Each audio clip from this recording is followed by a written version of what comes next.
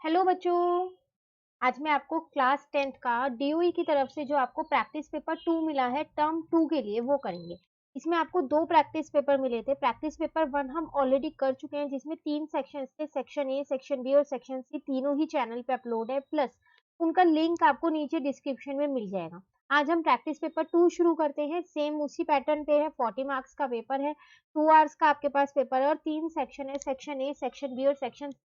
तो आज की क्लास में हम सेक्शन ए अपना कंप्लीट कर लेंगे। आप सभी को पता है कि सेक्शन ए में टोटल आपके पास 6 क्वेश्चंस होंगे और 2 मार्क्स का ये सेक्शन है।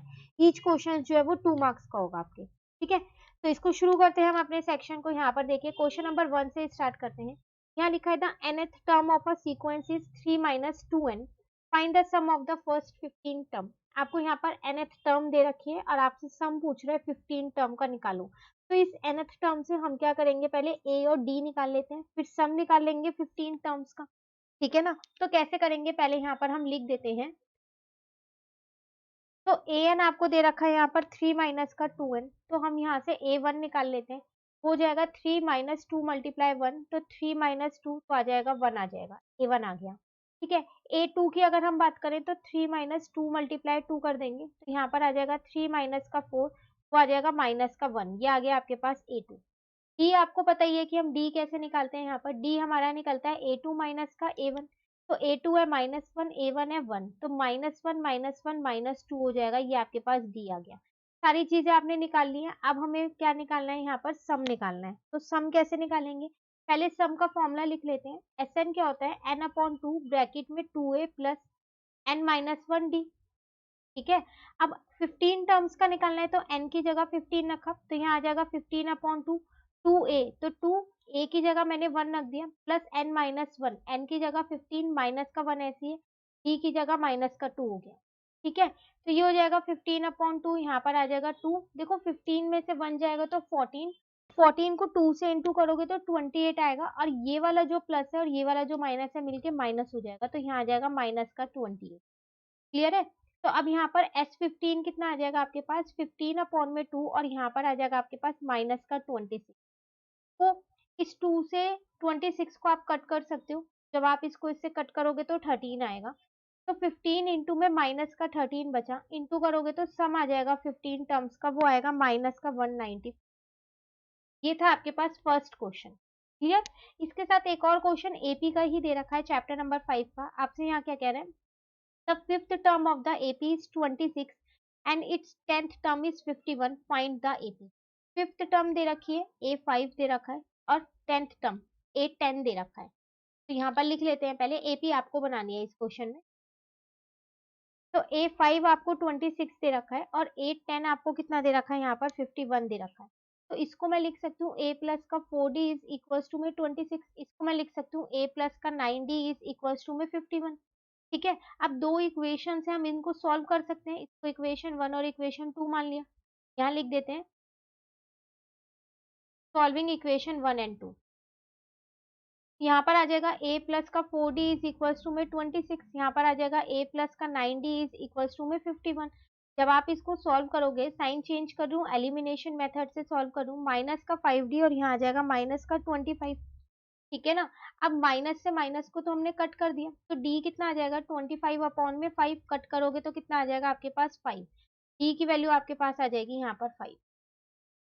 क्लियर है, अब इसको किसी भी एक इक्वेशन में पुट कर दो और a की वैल्यू निकाल लो। तो पुट इन इक्वेशन 1।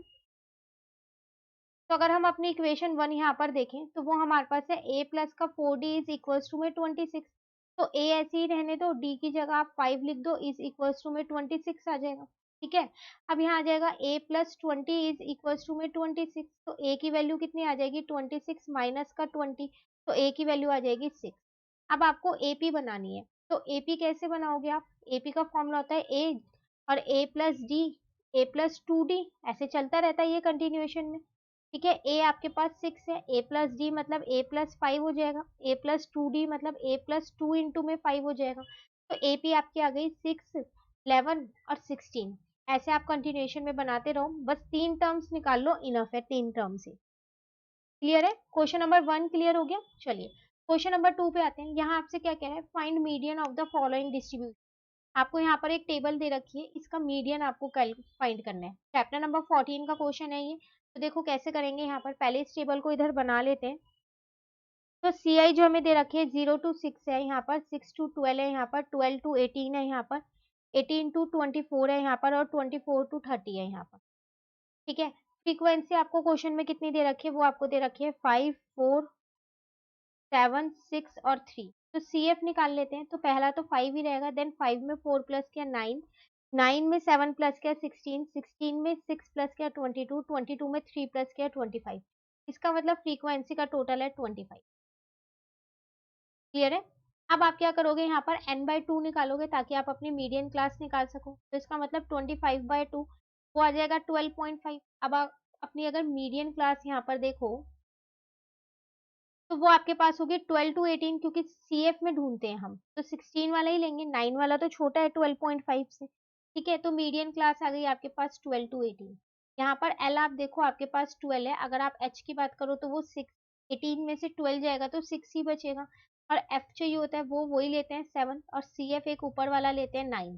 ठीक है, मीडियन का फॉर्मूला लगाते हैं। यहाँ पर मीडियन का फॉर्मूला हमारे पास क्या होता है, वो होता है हमारे पास एल प्लस में n/2 माइनस का सी एफ अपॉन में एफ इंटू में एच।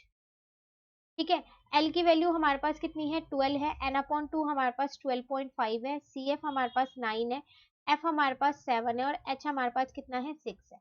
क्लियर है यहाँ तक। तो यहाँ आ जाएगा 12 प्लस का, अब 12.5 में से 9 को माइनस करोगे तो 3.5 आएगा, इंटू का 6 ऐसी, अपॉन का 7 ऐसी।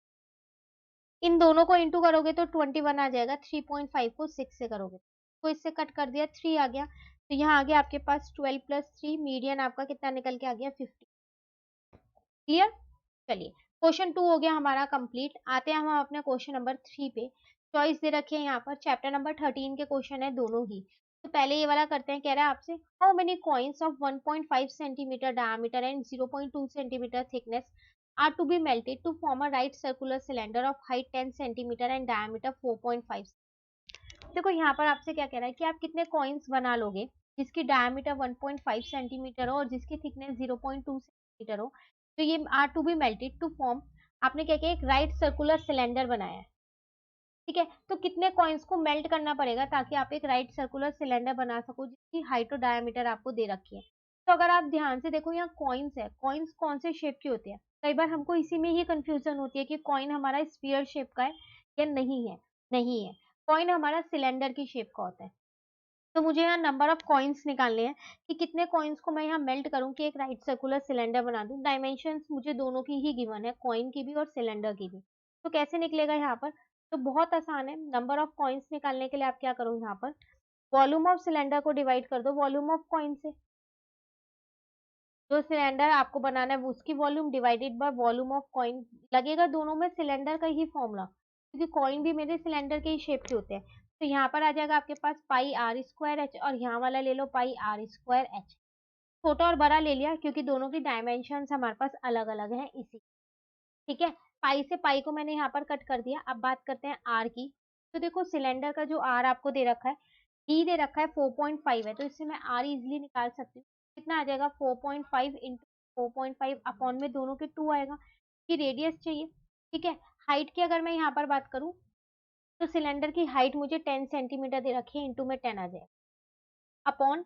अब कॉइन की बात करते हैं तो डायमीटर है 1.5 और थिकनेस मतलब हाइट है 0.2। तो यहाँ पर लिख देते हैं, तो 1.5 अपॉन 2 इंटू में 1.5 अपॉन 2, और ठीक है, और थिकनेस आपके पास कितनी थी 0.2 थी। क्लियर है, यहाँ से पॉइंट हटाया 0 आ गया, यहाँ से पॉइंट हटाया 0 आ गया। ये याद रखना, अपॉन में लिखा हुआ है मैंने नीचे, कहीं आप सोचो अलग से लिख दिया। ठीक है, आपको पता है जब नीचे वाला नंबर ऊपर जाता है तो वो रेसिप्रोकल होके जाता है, तो मैं इसको ये लिख सकती हूँ 45/20 इंटू 45/20 इंटू में 10, और इंटू में इसको ऊपर लेके जा दूँ तो 20/15 आ जाएगा, 20/15 आ जाएगा, इंटू में 10/2 आ जाएगा। क्लियर है, ये इससे कट हो गया, ये इससे कट हो गया, यहाँ पर 2 को इससे कट कर दिया 5 आ गया, इसको इससे कट कर दिया 3 आ गया, इसको इससे कट कर दिया 3 आ गया। तो फाइनली आपके पास क्या बचा यहाँ पर 3 इंटू 3 इंटू 5 इंटू में 10 बचा, तो आपका आंसर आ जाएगा 450। इसका मतलब 450 कॉइन्स को आपको मेल्ट करना पड़ेगा, तब जाके वो राइट सर्कुलर सिलेंडर बनेगा जो आप चाहते हो। क्लियर है? इसके साथ एक और क्वेश्चन आपको चॉइस में दे रखा है, वो क्या दे रखा है? A cubical block of size 7 centimetre is surmounted by a hemisphere, what is the greatest diameter the hemisphere can have, find the surface area of the solid. देखो आपसे कह रहा है कि आपके पास एक क्यूबिकल ब्लॉक है, ठीक है, जिसकी आपको साइड दे रखी है 7 सेंटीमीटर है, उसके ऊपर ना एक हेमिस्फीयर रखा हुआ है आपने। तो आपको सबसे पहले तो ये बताना है कि सबसे ग्रेटेस्ट डायमीटर क्या होगी उस हेमिस्फीयर। ठीक है, जब आपको ये पता चल जाए ना, उसके बाद आपको सरफेस एरिया निकालना है उस पूरे सॉलिड का, मतलब क्यूबिकल ब्लॉक के साथ। तो कैसे करेंगे? सबसे पहले अगर मैं यहाँ पर एक रफली फिगर यहाँ बना लूँ, तो मैंने यहाँ पर एक क्यूब बना लिया। सिर्फ आपको समझाने के लिए मैं ऐसे बना रही हूँ क्यूब, वैसे ये 3 डायमेंशनल फिगर होती है। ठीक है, अब इस पे आपको क्या करना है, एक हेमिस्फीयर बन रखा हुआ है, तो मान लेते हैं कुछ इस तरीके से इसको रख दो, हेमिस्फीयर को ऐसा कुछ रख दो कि ये पूरा इससे पूरा कवर हो रहा है, ये इस तरीके से कुछ ऐसा एक हेमिस्फीयर इसके ऊपर रखा हुआ है। तो इसकी ग्रेटेस्ट ये आपको साइड दे रखी है 7 सेंटीमीटर। तो देखो जितनी क्यूबिकल ब्लॉक की साइड होगी, उतनी ही उस हेमिस्फीयर की आपकी डायमीटर होगी, है ना, क्योंकि वो पूरा उसके ऊपर रखा हुआ है। तो मैं ये लिख सकती हूँ यहाँ पर, ग्रेटेस्ट डायमीटर ऑफ हेमिस्फीयर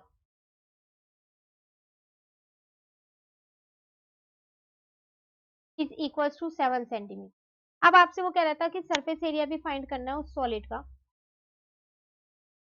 तो सरफेस एरिया ऑफ सॉलिड कैसे निकालोगे आप? वो आप निकालोगे यहाँ पर एरिया ऑफ क्यूब, जो क्यूब का एरिया है वो, और जो कर्व्ड सरफेस एरिया है हेमिस्फीयर का वो, सीएसए ऑफ हेमिस्फीयर। लेकिन आप देखो जो हेमिस्फीयर का नीचे का बेस होगा वो तो क्यूब में ही जुड़ गया ना, तो वो तो मुझे हटाना पड़ेगा, तो माइनस कर देंगे base area of hemisphere. Clear है? क्योंकि वो तो क्यूब की साइड पे फिक्स हो गया ना, तो वो तो दिख नहीं रहा। एरिया ऑफ क्यूब आपके पास होता है 6a², सीएसए ऑफ हेमिस्फीयर होता है आपके पास 2πr², अब बेस एरिया ऑफ हेमिस्फीयर होता है आपके पास πr²। ठीक है, तो यहाँ आ जाएगा 6a² प्लस में πr², 2πr² में से πr² माइनस कर दिया। साइड आपके पास थी 7, तो 7 इंटू पाई आपके पास 22/7 है। आर देखो, डी आपको 7 पता है, तो आर 7/2 और 7/2 ही तो होगा। ठीक है, अब इस 7 से इस 7 को कट कर दिया, इस 2 से इस 22 को कट कर दिया, तो यहाँ पर आपके पास इन तीनों को मल्टीप्लाई करके 294 आया, यहाँ पर आया 77/2। क्लियर है? आप चाहो तो डिवाइड कर लो और आप चाहो तो बेस सेम कर लो, मैं यहाँ बेस सेम करके कर दूं, तो 588 प्लस में 77 हो जाएगा, तो वो कितना आ जाएगा आपके पास 665/2, कट करोगे तो 332.5 सेंटीमीटर स्क्वायर, ये आपका आंसर। क्लियर? चलिए क्वेश्चन नंबर 4 पे आ गए। यहाँ आपसे क्या कह रहा है, the following table shows the height of student in a class, find the volume of A B, sorry find the value of A B C and D the following distribution. देखो यहाँ पर आपको एक पूरा ये टेबल दे रखी है, median की टेबल है क्योंकि सी एफ दे रखा है, आपको ये इसकी बी की वैल्यू, सी की वैल्यू, ए की वैल्यू और इस डी की वैल्यू फाइंड करनी है। बहुत आसान है ये क्वेश्चन, अगर आप देखो तो आपको पता है कि आप सी एफ कैसे निकालते हो, पहले वाली फ्रीक्वेंसी तो सेम ही लिखते हो, बाकी इसमें ऐड करके निकालते रहते हो। तो ए की वैल्यू कैसे निकलेगी, यहाँ पर 12 में 13 ऐड कर दोगे तो आ जाएगी, है ना, तो ए की वैल्यू 25 आ जाएगी। अब बी की वैल्यू कैसे निकलेगी, देखो यहाँ 25 आ गया, तो 25, अब बी की वैल्यू निकालनी है, तो 35 में से क्या करो, 25 को माइनस कर दो, तो बी की वैल्यू 10 आ जाएगी। यहाँ पर 10 होगा तभी तो इन दोनों को जोड़ा, तभी तो 35 आया। ठीक है ना, अब उसी तरीके से सी की वैल्यू कैसे निकलेगी, 43, तो 48 में से क्या करो, 43 को माइनस कर दो, तो आपका 5 आ जाएगा। ठीक है, डी की वैल्यू कैसे निकलेगी, अब डी की वैल्यू 48 में 2 को प्लस कर दो, तो डी की वैल्यू आ गई आपके पास 5। ये था क्वेश्चन नंबर 4, 2 मार्क्स का बहुत ही इजी क्वेश्चन था। क्लियर? चलिए क्वेश्चन नंबर 5 पे आते हैं। यहाँ पर कह रहा है find the value of K so that the equation have equal roots. इस इक्वेशन के इक्वल रूट्स हैं और आपको के की वैल्यू फाइंड करनी है। तो आपको पता है कि जब भी इक्वल रूट्स होते हैं तो डी की वैल्यू, डिस्क्रिमिनेंट की वैल्यू 0 होती है। तो पहले हम ये इक्वेशन यहाँ पर लिख लेते हैं। इसमें अगर हम देखें तो a की वैल्यू मेरे पास 2 है, b की वैल्यू मेरे पास k है और c की वैल्यू मेरे पास 8 है। ठीक है, फॉर इक्वल रूट्स, जब रूट्स इक्वल होंगे तो d इज इक्वल टू 0 होगा, इसका मतलब बी स्क्वायर माइनस का 4ac जो है वो 0 के बराबर होगा। b की वैल्यू k है तो k स्क्वायर माइनस 4, a की जगह पर मैंने 2 रख दिया, c की जगह पर मैंने 8 रख दिया। ठीक है, तो यहाँ आ जाएगा k स्क्वायर माइनस, देखो 2 4 जा 8, 8 8 जा 64 हो जाएगा, तो k स्क्वायर किसके बराबर आ गया, 64 के। तो यहाँ से अगर मैं देखूँ तो k की वैल्यू कितनी आ गई, जैसे ही स्क्वायर लगेगा तो वहां पर 64 जो है वो 8 का स्क्वायर होता है, पर प्लस माइनस 8 आएगा क्योंकि प्लस 8 का स्क्वायर भी 64 होता है और माइनस 8 का भी 64 होता है, तो ये आ गई आपकी k की वैल्यू। क्लियर? चलिए क्वेश्चन नंबर 6 पे आ गए, solve for x। Chapter number 4 का ही क्वेश्चन है, आपको यहाँ पर एक इक्वेशन दे रखी है, क्वाड्रेटिक इक्वेशन, इसको सॉल्व करना है। इस इक्वेशन को पहले हम यहाँ लिख लेते हैं, फिर हम इसको सॉल्व करेंगे। तो आपको दे रखा है x square minus under root में रूट 3 प्लस 1, और यहाँ एक्स है plus root 3 is equals to में 0 है। ठीक है, ऐसा करो कि ना इस एक्स को अंदर इंटू कर दो। क्लियर है?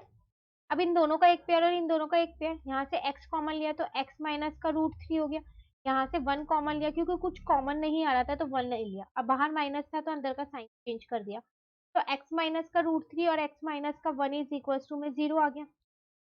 तो एक बार इसको 0 के इक्वल रख दो और एक बार इसको 0 के इक्वल रख दो, तो यहाँ से x की वैल्यू कितनी आ गई, रूट 3 आ गई, और यहाँ से x की वैल्यू कितनी आ गई, 1 आ गई। आपको सॉल्व फॉर x करना था, ये लो रूट x की दो वैल्यूज निकल गई।